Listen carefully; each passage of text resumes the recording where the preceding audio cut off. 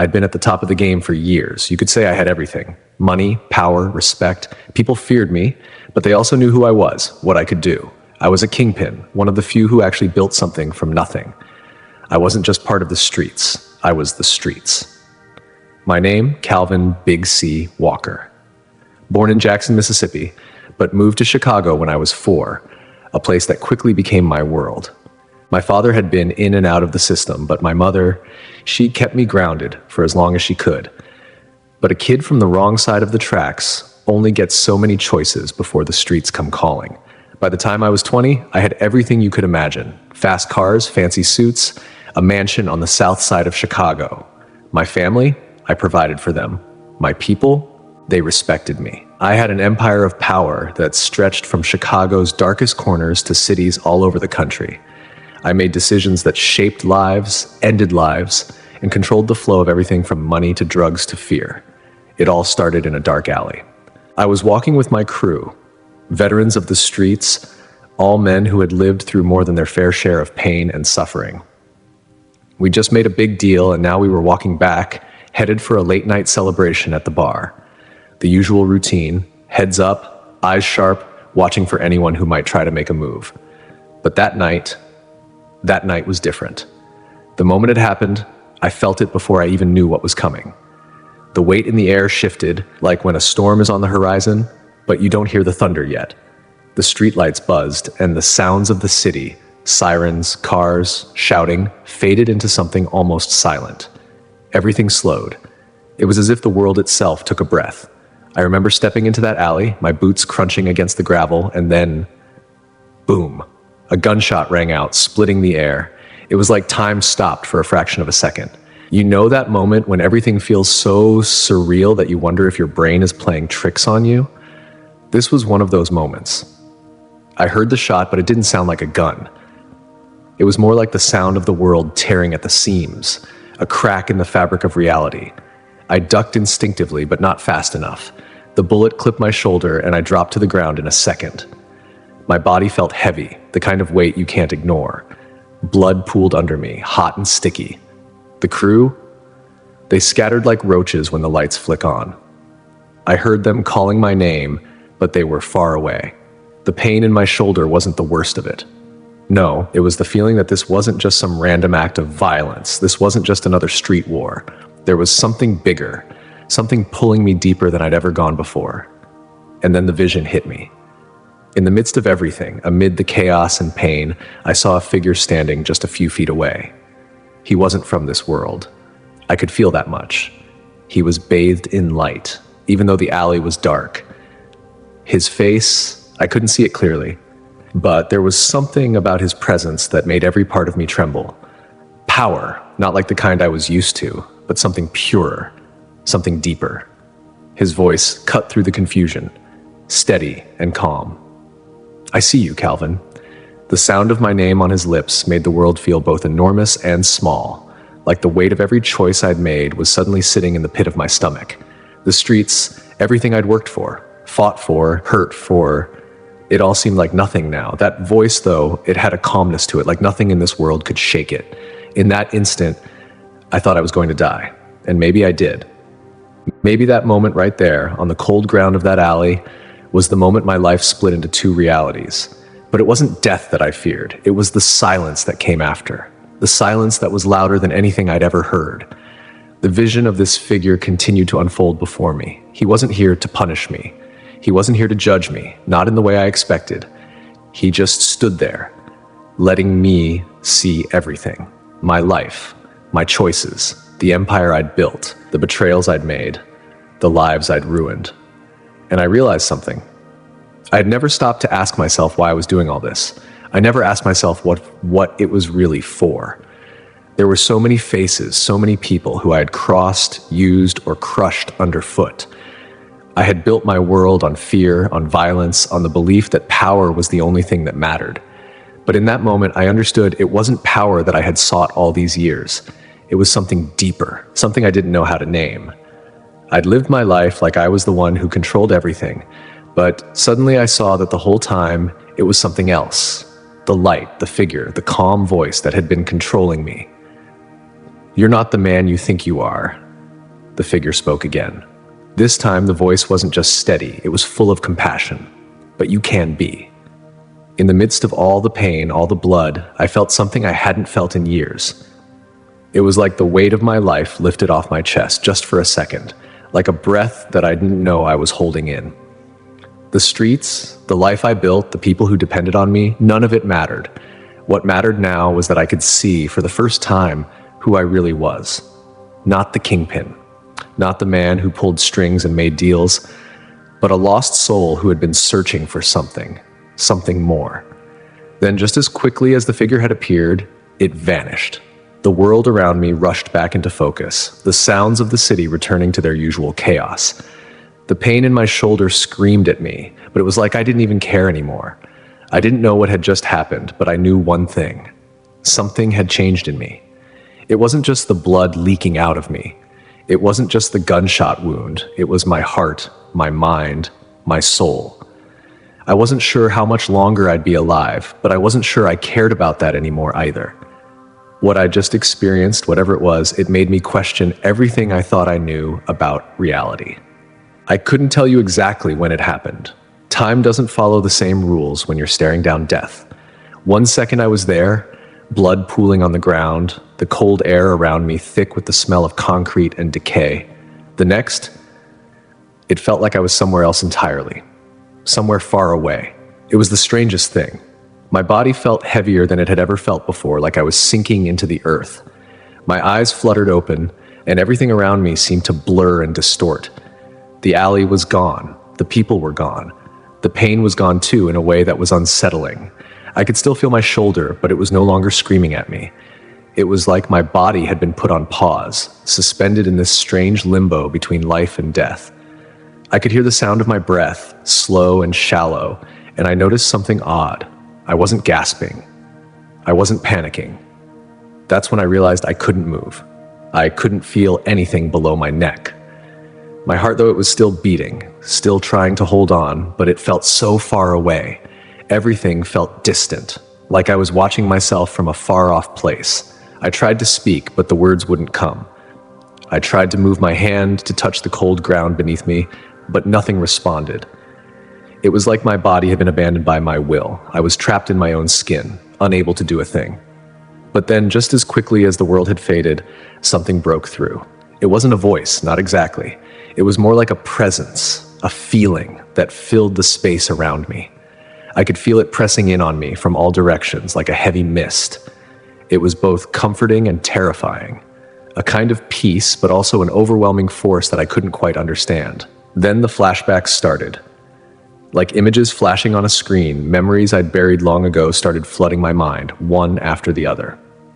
They weren't just memories, they were wounds, raw and open, each one cutting deeper than the last.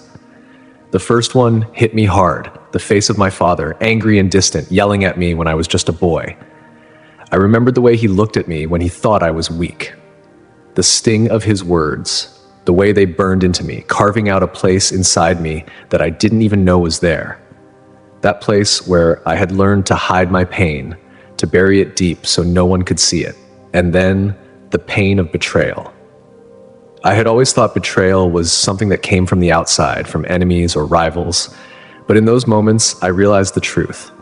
The deepest betrayals weren't from the streets. They were from the people I trusted the most, the ones closest to me, my own blood, the ones who I thought would stand by me forever.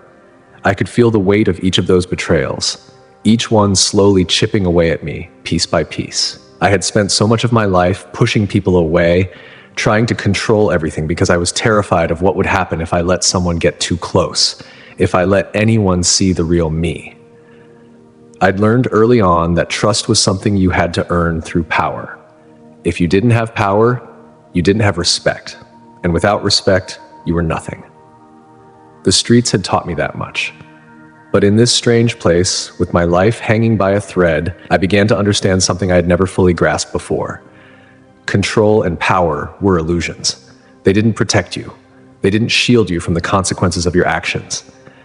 As these memories played out like a film in my mind, I could feel the guilt and regret creeping in, each wave heavier than the last.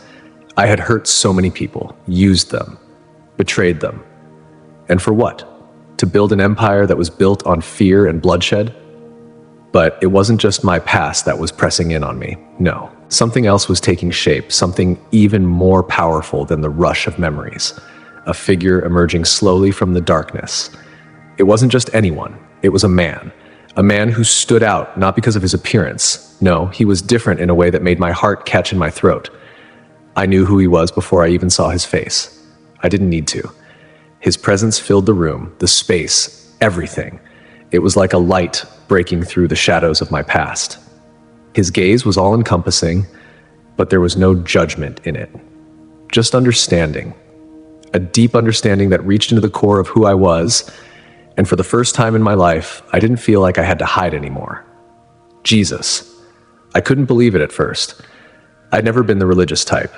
The streets didn't have much use for faith, and neither did I. But there he was, standing in front of me. Not some glowing figure, not some ethereal being. No, he was right there, in that space where the edges of life and death met. He didn't say anything right away. He just looked at me, and in that gaze, I felt something I had never felt before. A warmth, a compassion, something that seemed to reach through all the violence, all the hatred I had ever known, and pull me into something deeper, something real. I was still there, still caught between life and death, and I couldn't move, I couldn't speak, but somehow I knew this moment was a crossroads.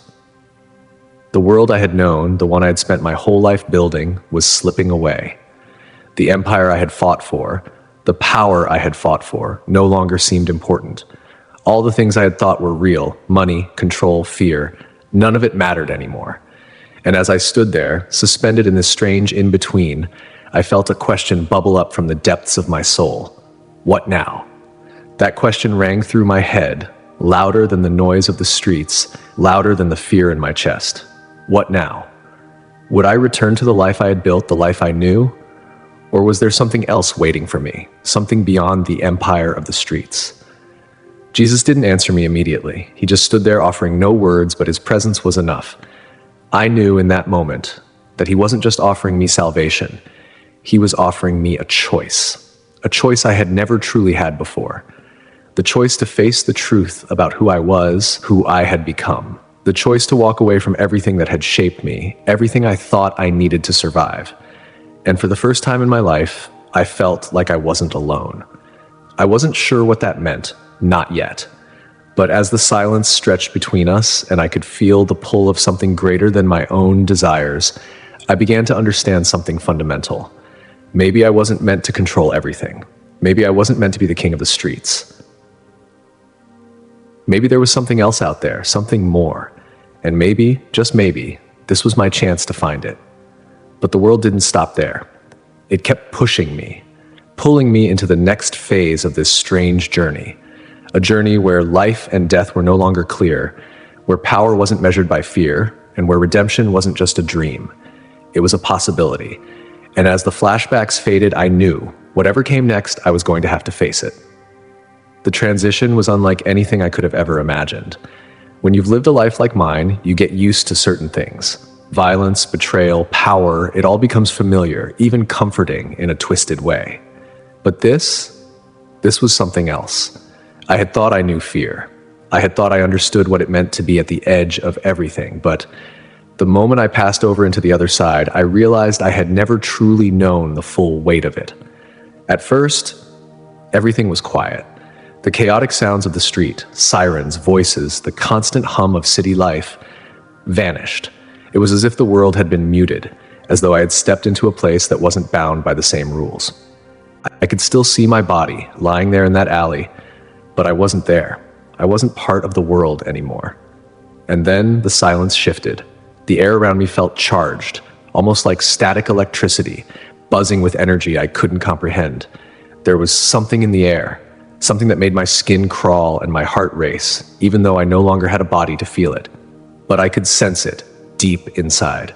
It was as if I was walking through a space where everything I'd ever done was laid bare. And then I saw it. The thing that stopped me dead in my tracks. The face of a young man. He was barely a kid, no older than 16, maybe 17 at most. But there was something about him that sent a shock through my chest. His eyes were wide open, staring straight ahead, his expression frozen in a look of fear. I recognized him instantly, the way I recognized the faces of so many others. He had been one of mine, a kid who had gotten caught up in the web I had spun, someone I had recruited to build my empire. He was one of the innocent ones, pulled into this mess because I had made him believe it was the only way to survive. But he was dead now, and it was my fault. I hadn't even known he was gone. But as soon as I saw him, I felt the crushing weight of that loss. It hit me like a punch to the gut, and for the first time, I felt something I had never allowed myself to feel. Guilt. Real, gut-wrenching guilt. The kind that makes you wish you could go back and undo every bad decision, every step you took that led someone down the same dark path you walked. I tried to look away, but his eyes followed me, piercing through me like I was nothing more than the ghost I had become. There was no escape from it. The guilt was all-encompassing, and no matter how much I tried to push it away, it wouldn't let me go. I had taken something from him, and it was too late to take it back. And that's when I realized this wasn't just a vision. This was real. This was part of the other side. This was the cost of everything I had ever done. But there was more. The landscape around me began to change, shifting in ways that made no sense, like the walls of the world were bending and folding in on themselves. And through the distortions, I saw something else, a figure, a shadow, taller than anything I'd ever seen. It wasn't human, but it was unmistakably present, looming over everything. It was a figure of light, its edges blurring with a radiance so bright it made my eyes ache. But I wasn't afraid. I didn't feel fear. I felt something else, something I couldn't name. And then, as if I had been pulled by some unseen force, I found myself standing in front of him, Jesus. He didn't speak right away. He didn't need to. His presence filled the space in a way that made everything else seem insignificant. His gaze was intense, not condemning, but full of an understanding that went beyond anything I had ever known. It was the kind of understanding that made you feel naked, as if every secret, every lie, every dark corner of your soul had been exposed, but not in a way that made you want to run. No, this was different. This was a kind of love, a kind of understanding that made you want to come clean, to face everything you had ever done. In that moment, I realized I wasn't just facing Jesus because I had chosen to. I was here because I needed to be. The man I had been, the kingpin who had controlled the streets with violence and fear, had died. Standing before him, I could see it all clearly. The choices I had made, the empire I had built, the lives I had destroyed, they were all laid out before me.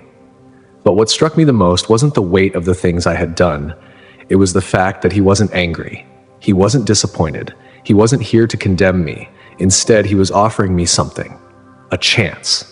A choice. Jesus stood in front of me, arms wide open, offering redemption in a place that felt like the farthest thing from redemption. And yet, here he was, in the very place where I had thought my sins would follow me to the end. He wasn't offering me punishment, wasn't offering me more pain. He was offering me something I had never allowed myself to believe was possible. Hope. Hope for the lost. Hope for someone like me, someone who had burned bridges with everyone around them, someone who had built their life on a foundation of lies and bloodshed. He was offering me something I had never thought I deserved, a way out. And it wasn't just about redemption. It was about understanding, too. I didn't know how long I stood there, just staring at him, but it felt like time had stopped altogether. He didn't need to say much. There were no grand speeches or sermons, no condemnation, just that steady, unwavering presence that said everything.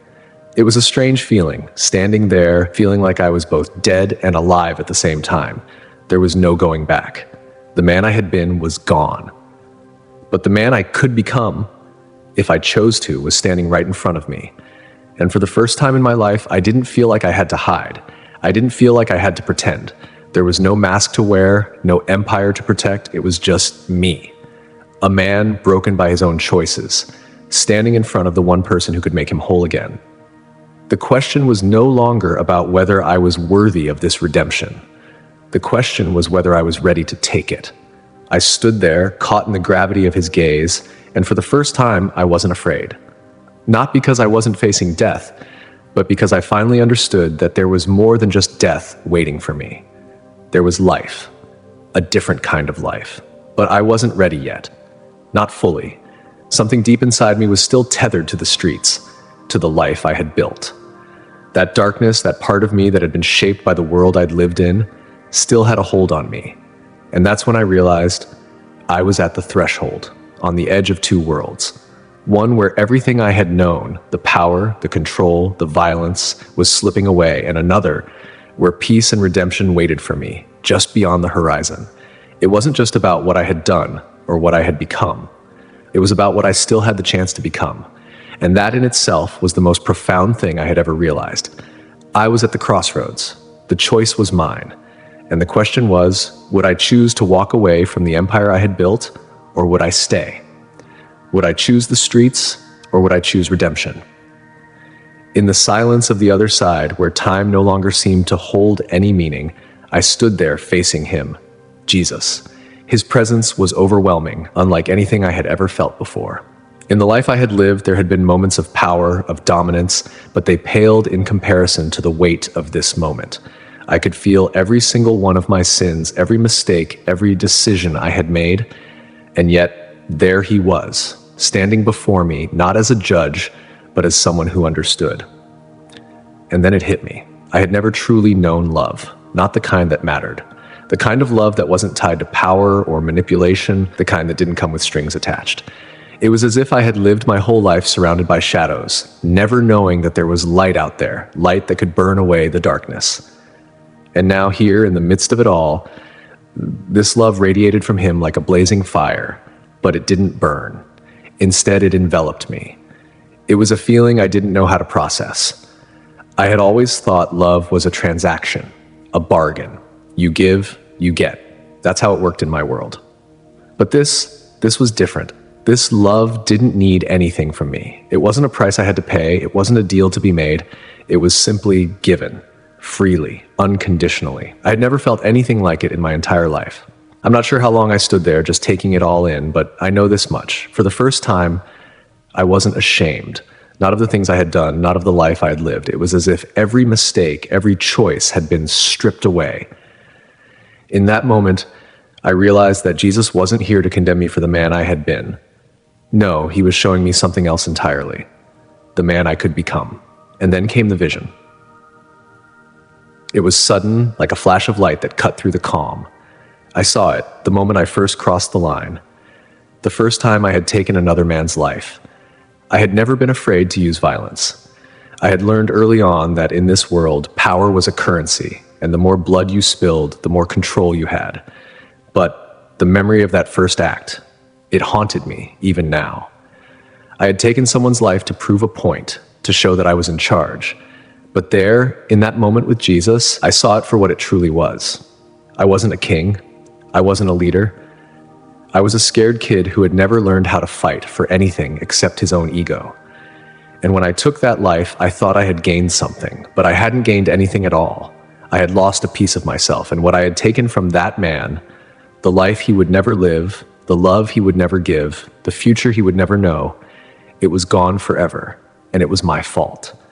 But Jesus, he wasn't showing me this to punish me.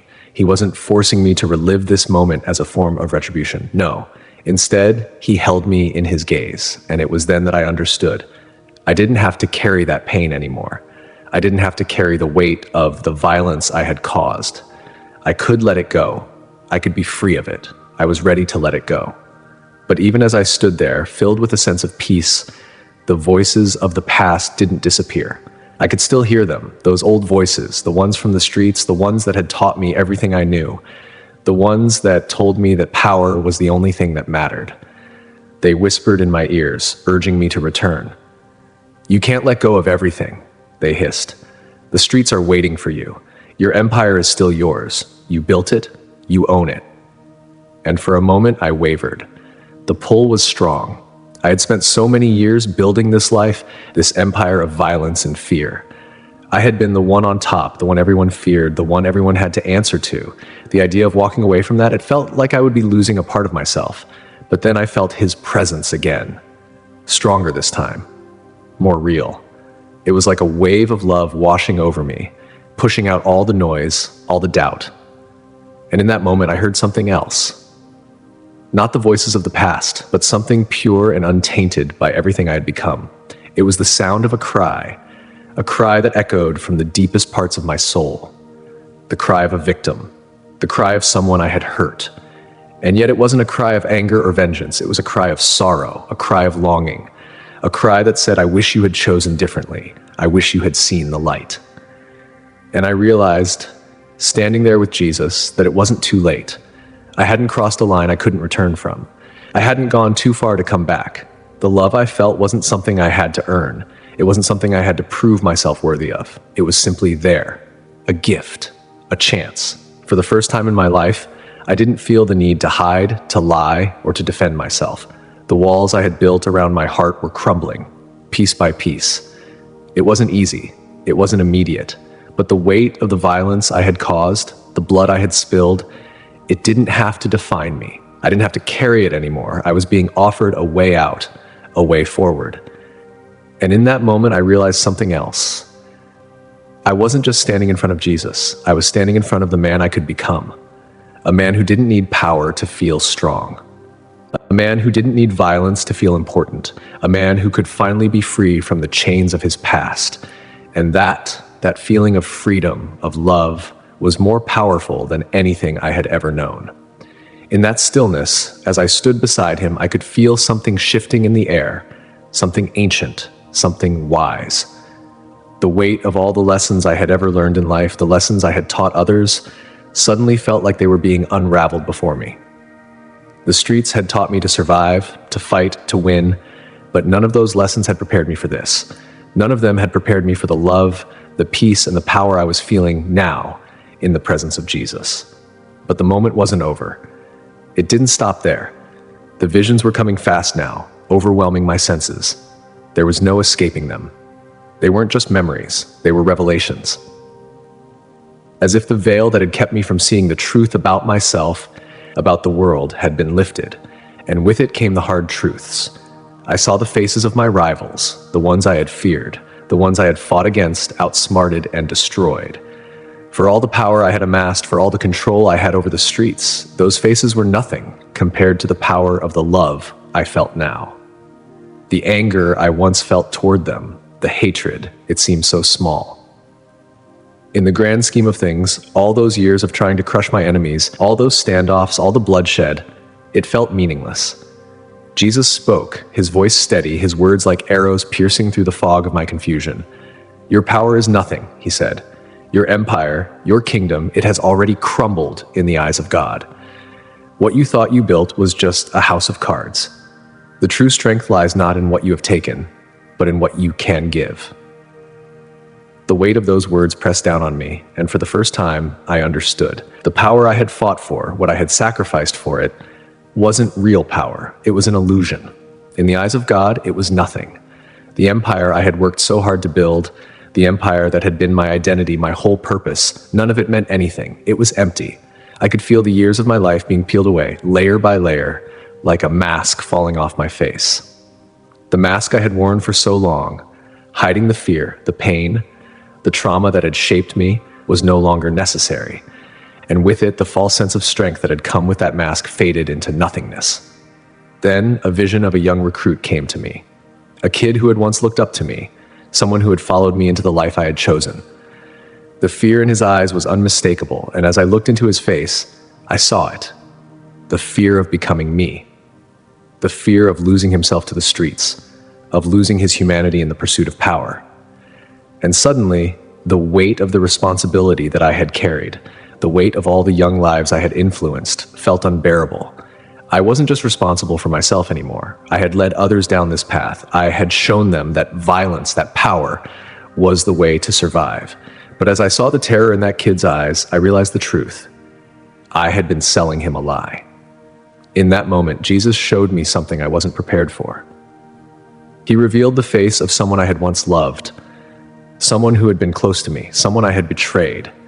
The pain of losing that person, of seeing them turn cold, of watching them slip away from me, was like a dagger to my heart. The betrayal I had caused, the destruction of a relationship that had once meant something. Jesus made me face it. He made me see the full extent of the damage I had caused. But there was more. There was a vision that followed this one, a vision of peace, a life offered in exchange for peace. I saw myself standing at the edge of a cliff, a vast chasm before me, and in my hand was something precious, something that could bring me peace. But the peace wasn't just for me, it was for everyone. Peace, Jesus said, his voice filled with authority and compassion. It is the gift I offer. You can choose it, you can change. You can walk away from the violence, from the chaos, from the empire of your own making, but first you must choose peace. In that moment, it became clear. The power I had always sought, the strength I had built my entire life around, was a false power. True power wasn't found in fear. It wasn't found in control. It wasn't found in domination. True power came from peace. It came from love, from forgiveness, from the ability to let go of the past and walk towards something better. And I could feel it. Deep in my soul, I could feel the call to change, to choose peace. I had the choice to turn away from the streets, to turn away from the empire that had consumed me, and to embrace something better, something pure. Jesus wasn't just offering me forgiveness, he was offering me a new life, a life where I could build not from violence, but from love. A life where I didn't have to rely on power to feel strong. A life where I didn't have to fear the people around me. A life where I could finally be free from the chains I had placed on myself. But as I stood there, standing between the life I knew and the life he was offering me, I knew the decision wasn't easy. The streets would always be there, pulling at me, tempting me to return. The power, the respect, the fear, it was all still there. But the question was, could I walk away from it? Could I leave behind the man I had been? Could I let go of the world I had built and step into something new? The answer was in front of me. Peace. Redemption. A chance to change. Jesus had shown me that it wasn't too late. Even after everything I had done, after all the lives I had ruined, there was still a chance for me to choose a different path. And as he spoke those final words, the choice became clear. To walk away from the darkness of the streets and toward the light of a new life. The power I had craved for so long was nothing compared to the peace he offered. I was ready to make that choice. But first, I had to face everything I had been running from. As the vision began to fade, I felt his presence one last time, strong, unwavering. And I knew for the first time in my life, I wasn't alone. I had a choice, and I could choose love over power. The next step was mine. I stood there at the precipice, my heart pounding in my chest. Behind me was the life I knew, the streets, the power, the empire I had built from nothing. Ahead of me, the unknown, a path that promised peace but required me to leave everything behind. I could feel the weight of the decision pressing down on me, each second stretching into eternity. The life I had lived, the choices I had made, the people I had hurt, all of it hung on this moment. The vision was still unfolding before me, the images flashing by like snapshots of a life I thought I understood. And there, at the edge of it all, was Jesus. He wasn't just a figure of divine authority anymore. He was standing beside me, not above me, not commanding me from a distance, but standing with me, his presence a quiet strength, a steady hand reaching out to pull me from the edge. His gaze was intense, but it was filled with something I had never experienced before, compassion. There was no judgment in his eyes, no condemnation, just understanding. It was as if he knew the weight of the world I had carried for so long. He knew what it was like to be pulled in so many directions, to feel the chains of the past tugging at your soul. "Come," he said, his voice firm yet gentle. "Leave it behind. Walk with me. The streets, the underworld, the power, I could feel them pulling at me. The temptation was so strong, it felt almost physical. Like the very earth beneath me was trying to drag me back into the darkness. I had built my life on the promise of control, of power, of never being weak. The idea of letting go of all that was terrifying. How could I walk away from the only life I'd ever known? How could I abandon everything I had worked so hard to create? But as I stood there, torn between the two worlds, I could feel something else inside me. It wasn't fear. It wasn't anger. It wasn't the need to prove myself. It was peace. The kind of peace I had never known, the kind that didn't come from fear, from control, or from violence. It came from something deeper, something eternal. And as I felt that peace, I realized something else. It wasn't just about me anymore. It was about the people I had hurt, the lives I had destroyed in my pursuit of power. It was about the young recruit I had seen earlier, the one who had looked up to me. It was about the loved ones I had lost, the relationships I had broken, the promises I had never kept. I couldn't keep running. I couldn't keep hiding from the truth. I couldn't keep pretending that the life I had built, the empire I had created, was worth all the pain, all the betrayal, all the destruction. It wasn't worth it. And that's when I saw it, the image of my own death. It wasn't a vision of me falling in battle, a martyr for the streets. It wasn't me dying with power or glory. No, it was a different image. I saw myself, older now, alone in a cold room. The walls were bare, the floor empty. My empire was gone, the streets were silent, and I was just alone. No friends, no allies, just the ghosts of the past haunting me. The faces of the victims, the faces of those I had betrayed, the faces of the loved ones I had lost, all staring at me in silence. That image haunted me. It was a future I didn't want, a future where all my choices, all my power had led me to nothing but loneliness and regret. I could feel the pull of the underworld trying to drag me back to that future, to that emptiness. It was a future that promised nothing but pain. But then I heard it, a whisper, soft but clear, cutting through the noise. "It's not too late," Jesus said. "You can still choose love. You can still choose peace. You can still change." His words were like a lifeline thrown to me in the middle of a storm. And in that moment, I realized the truth. I didn't have to return to that world. I didn't have to walk back into the darkness. I could choose something else. I could choose a different path. The temptation to return to the streets was strong, but it wasn't the only choice. I had the power to walk away. I had the power to leave behind the life I had built and embrace something better, something pure. And as I stood there facing that decision, I realized that the choice wasn't just about me anymore. It was about the future. It was about the people I could still help, the lives I could still change. And then I saw it, the reunion. A face, someone I had lost. Someone I had betrayed. Someone I thought I would never see again. But there they were, standing in front of me, smiling. The warmth of their presence filled me, and I knew in that moment that this was the life I had been searching for. Not the power, not the control, but love. The choice was clear now. I could walk away from the darkness. I could leave behind the empire I had built. I could step into the light, into a life of peace, of love, of redemption. But the choice wasn't easy. The pull of the streets, the allure of power was still there. But I knew I couldn't go back. I couldn't return to the life I had lived. I had to choose something different. And so I made my choice. I chose peace. I chose love. I chose redemption. And as I stepped away from the edge, I felt the chains of the past fall away. I was free. But that didn't mean the journey was over. It had only just begun. I opened my eyes, but the world around me was no longer the same. The heavy weight that had pressed down on me for years was gone, replaced by a strange lightness, as if I had been freed from a burden I hadn't fully realized I was carrying. But even as the peace washed over me, there was an undeniable heaviness in my chest, a tightness that spoke of the world I had left behind, the empire, the streets, the people I had once called my own. I was back, but I wasn't the same. The alley I stood in was familiar, but now it seemed foreign, as if it belonged to a different time, a different life. The noise, the chatter, the constant hum of the city, it was all still there, but it felt distant, muffled, as if I was hearing it through a veil. For the first time, I noticed the small details, the graffiti on the walls, the cracked pavement beneath my feet, the trash blowing in the wind. It all seemed so empty, so meaningless. I looked around, and it was as if the world had shifted, become more real in its imperfection. Everything I had fought for, everything I had sacrificed, now seemed like a faint shadow, something that had never truly mattered.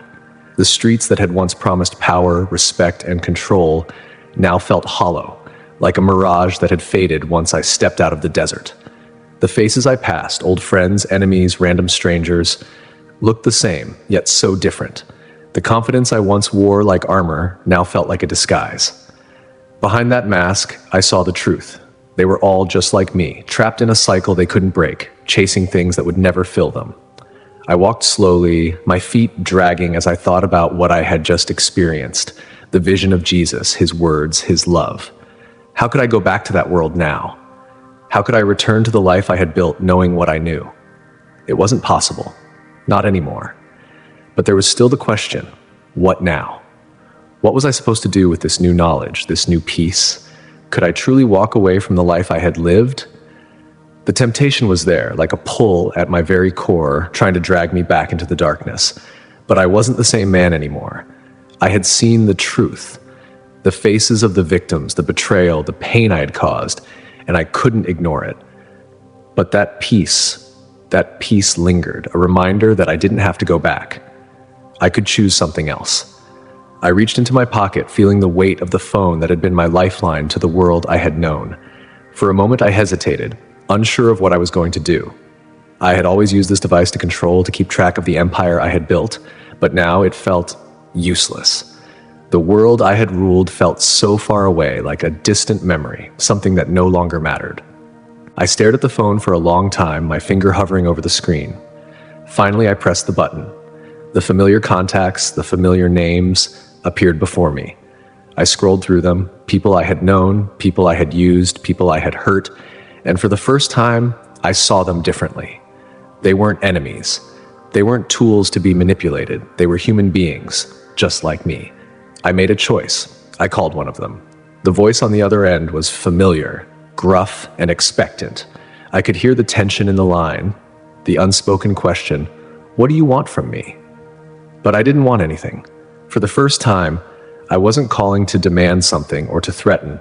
I was calling because I needed to say something. "I'm done," I said. The words felt strange, almost foreign, like they didn't belong in my mouth. "I'm walking away. It's over." There was a pause on the other end. I could hear the disbelief, the confusion, even a hint of anger. "You can't just walk away, man. You've built this. This is your life." "I know," I said, my voice steady, though I felt anything but. "But I don't want this life anymore. It's not worth it. All the power, all the control, it's not real." I could hear the silence on the other end of the line, the weight of my words hanging between us.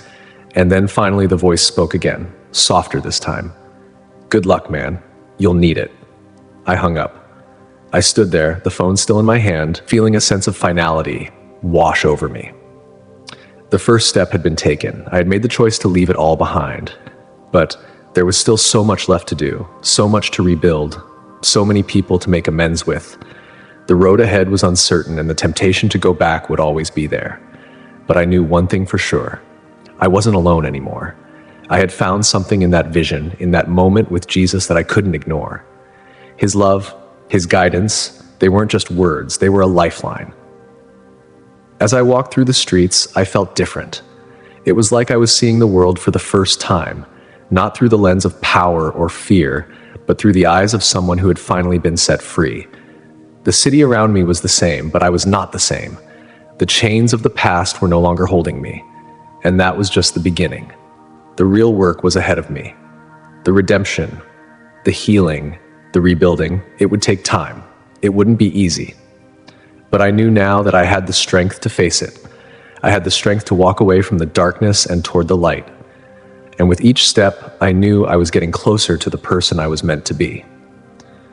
I didn't know exactly where this road would lead, but I knew that I was no longer afraid of the journey, because for the first time in my life, I felt something I had never known before: peace.